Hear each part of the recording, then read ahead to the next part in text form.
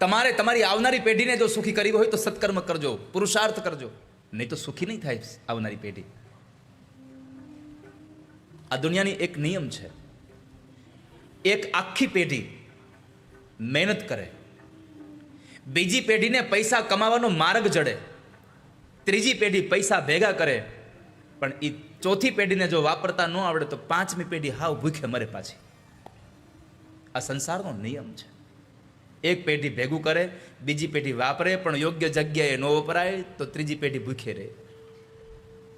માટે આપણી સંપત્તિ એવી જગ્યાએ વપરાય કે જેમાંથી આપણું સારું થાય, પુણ્યનું ભાથું બંધાય, કે જેમાં આપણી આવનારી પેઢીના જીવનમાં કાંઈક એવી ઘટના ઘટે અને છતાં એનું કાંઈ અહિત ન થાય, ત્યારે એને બોલવામાં સારું લાગે, અમારા ગવઢિયાએ પુણ્ય કર્યા એટલે અમે આજે બચી ગયા.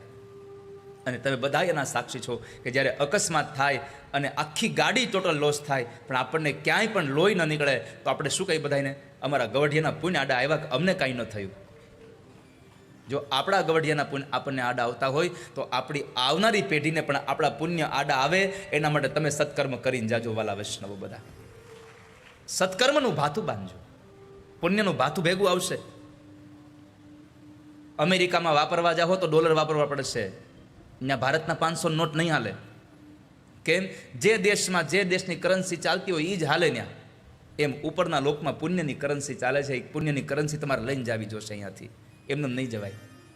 નકર ત્યાં પાણીની પાઉચ અહીં મળશે નહીં. સ્વર્ગલોક એટલે શું છે? 10 સ્ટાર હોટલ છે. સ્વર્ગ એટલે બીજું કાંઈ નથી, 10 સ્ટાર હોટલ છે. અને એ વ્રત નિષ્ઠાથી કર્યા એટલે 3 પેઢીને તપ કર્યું તો માં ગંગા રાજી થયા.